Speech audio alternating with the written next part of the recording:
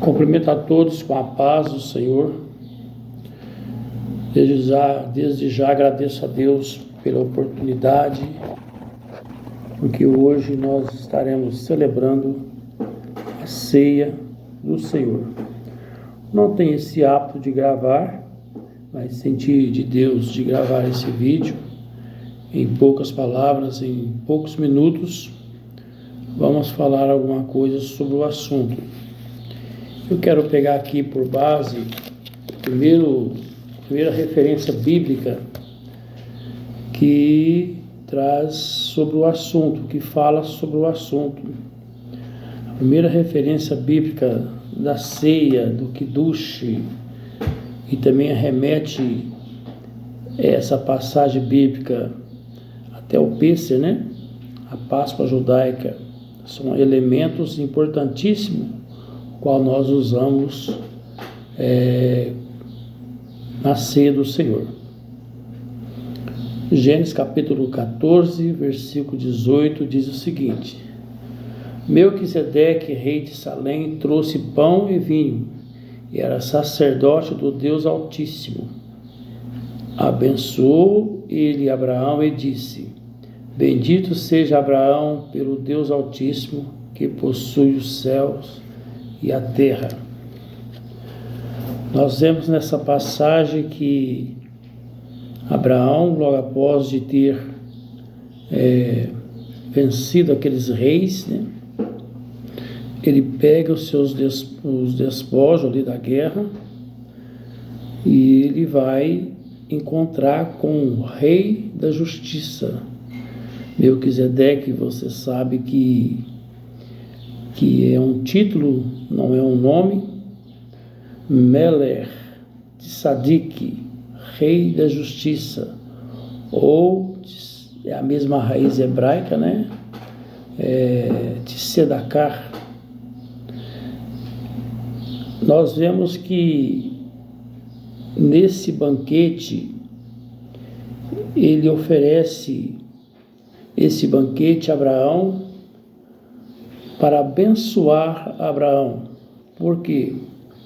Melquisedeque, esse rei da justiça, ele foi o último representante de Deus na face da terra.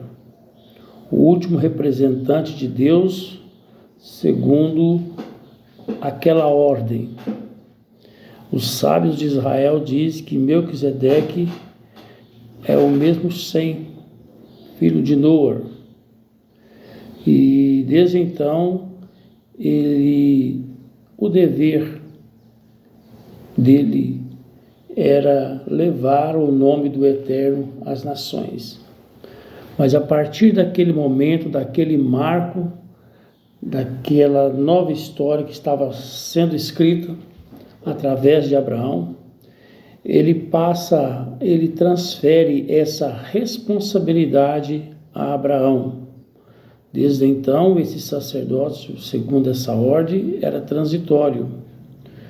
A partir daquele momento, nós vemos que Abraão, então, ele estava recebendo do Eterno, através desse rei, que estava transferindo para ele a responsabilidade de levar o nome do Eterno às nações.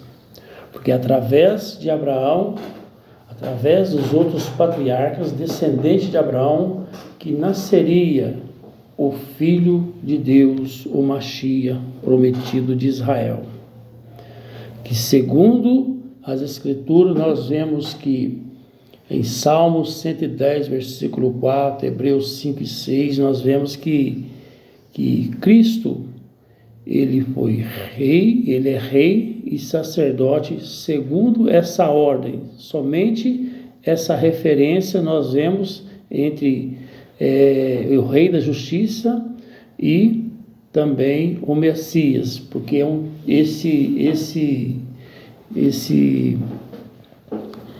esse título se refere ao próprio Messias, né? É o tipo de Cristo. Então nós vemos que, segundo as Escrituras, esse rei, ele diz o seguinte: bendito seja Abraão pelo Deus Altíssimo, que possui os céus e a terra.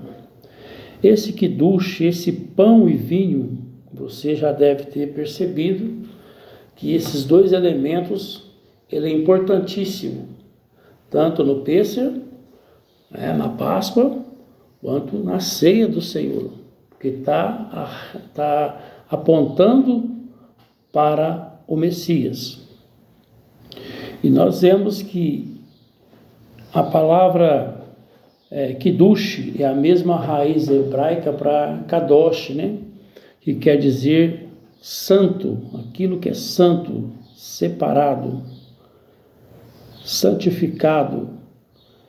E a partir daquele momento, Melquisedeque, Deus estava separando, santificando, dizendo para Abraão que a partir daquele momento estava sobre a sua responsabilidade de preparar, de ensinar o povo que o Messias veria através dos seus descendentes. Então, a ceia do Senhor, ela é fonte de bênção para a nossa vida. Ela é litúrgica, mas ela é simbólica. Nós não podemos estudar sobre a ceia se nós não estudarmos e compreender também sobre a Páscoa judaica. Nós cristãos falamos muito pouco sobre a Páscoa,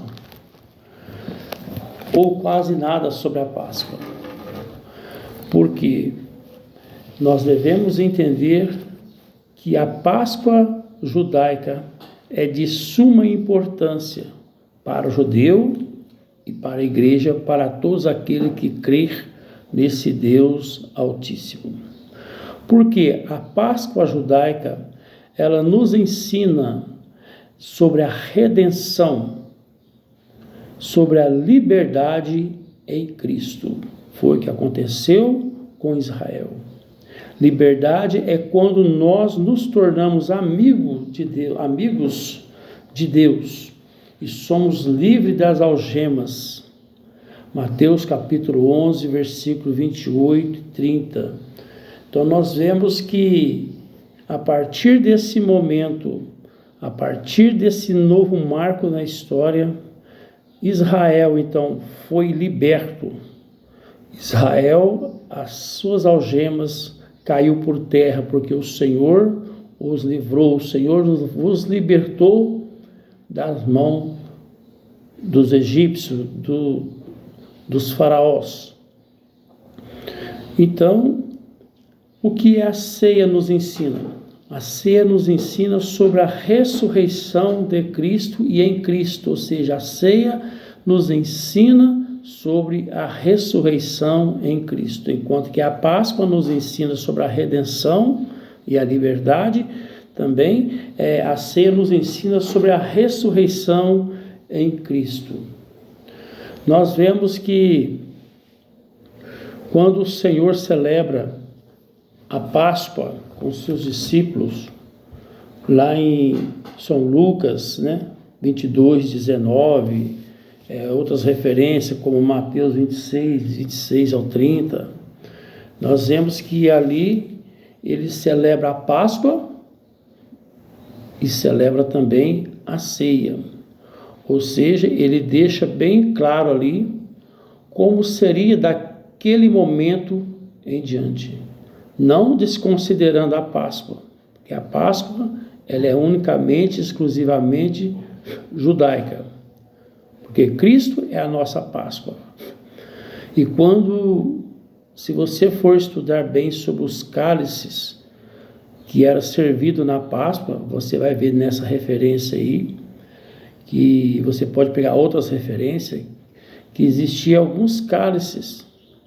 O cálice da liberdade, da libertação, o cálice da remissão, o quarto cálice, o cálice da adoção, o quinto cálice, o cálice da vinda do Messias, o cálice conhecido como cálice de Elias. Ele pega esse cálice e é coisa linda, maravilhosa. Então nós entendemos que o importante, muito importante, mas muito importante mesmo, nós celebrarmos a ceia, trazer à memória a sua morte, né? E trazer à memória a sua ressurreição. É por isso que a ceia do Senhor, ela é fonte de vida para a nossa vida. Ela é o antídoto do crente. Então, existe um conceito aí no mundo, e esse conceito é um conceito bíblico, mas o mundo faz isso melhor do que a própria igreja. Essa é a realidade. Mas que conceito é esse? Tudo quanto você consagra, oferece. Muitas pessoas que hoje são cristãos, estão aí, né? Aceitaram a Jesus e o Senhor os perdoou. E ele está firme aí servindo a Deus. Muitas pessoas frequentaram outras religiões aí no mundo, participaram, fizeram parte de oferendas, de muitas coisas que desagradavam a Deus. Pessoas que dedicou a sua vida em suas religiões. O que acontece nessas religiões aí fora, eles acreditam que, dentro desse conceito, que tudo quanto você oferece a um Deus pagão, tudo quanto você oferece a uma divindade, ou seja, algo satânico, tudo quanto você oferece, ou seja, o alimento, o elemento, o objeto, o animal, tudo quanto você oferece àquela divindade, eles acreditam que a divindade passa a habitar naquele alimento, naquele objeto. Então, a partir daquele momento que ele é oferecido a essas divindades, ninguém ousa tocar nesses objetos, alimentos ou elementos, né? Ou animais. Por quê? Porque eles entendem que a partir daquele momento, aquilo não pertence mais a A ou B, mas pertence àquela divindade. E nós vemos que esses dois elementos da ceia, pão e vinho, quando o sacerdote, quando o obreiro oferece, faz aquela oração, aquele kiddush, aquela consagração, aquela separação daqueles dois elementos, que é o pão e o vinho, ele oferece ao Deus Altíssimo, ele oferece ao nosso Salvador, porque simboliza o seu corpo, simboliza também o seu sangue que foi derramado na cruz do Calvário. E ele mesmo disse: aquele que não comer o meu corpo, não comer a minha carne, não beber o meu sangue, não tem parte comigo.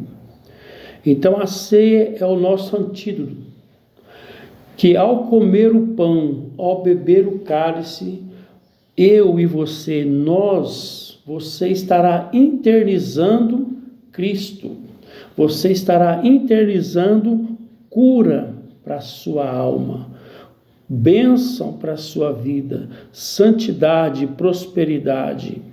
Quando nós internizamos o pão, internizamos o cálice, nós estamos internizando também cura física, cura não só espiritual, mas cura física, porque muitas pessoas foram curadas e são curadas, tanto da alma, são curadas também das suas enfermidades, quando ele interniza o pão, interniza o cálice, porque ali foi oferecido, foi separado, consagrado a Deus. É por isso que nas igrejas, tudo quanto chega na igreja, tudo quanto é doado para a igreja, ou seja, um instrumento, um microfone, o sacerdote ele faz questão de separar aquele objeto para louvar, para engrandecer o nome do Senhor. Então, deixar vivo a sua memória até que ele venha, discernir o corpo do Senhor, é entender o seu verdadeiro significado. Não podemos ser ignorantes, é melhor antídoto para o crente. O melhor remédio para o crente é a ceia do Senhor. Que tenhamos uma ceia maravilhosa, que essa ceia seja uma ceia de cura, de bênção, de muita brahá mesmo na nossa vida, porque bendito seja o Deus de Abraão, bendito seja o Deus da igreja, o Deus de Abraão, de Isaque e de Israel, o Deus da igreja, o Deus da nossa vida. Então, ficamos com essa rápida palavra sobre a ceia do Senhor. A ceia do Senhor é um ato, é a fonte de bênção e saúde para a nossa vida espiritual e física, né? Que Deus abençoe em nome do Eterno. Amém.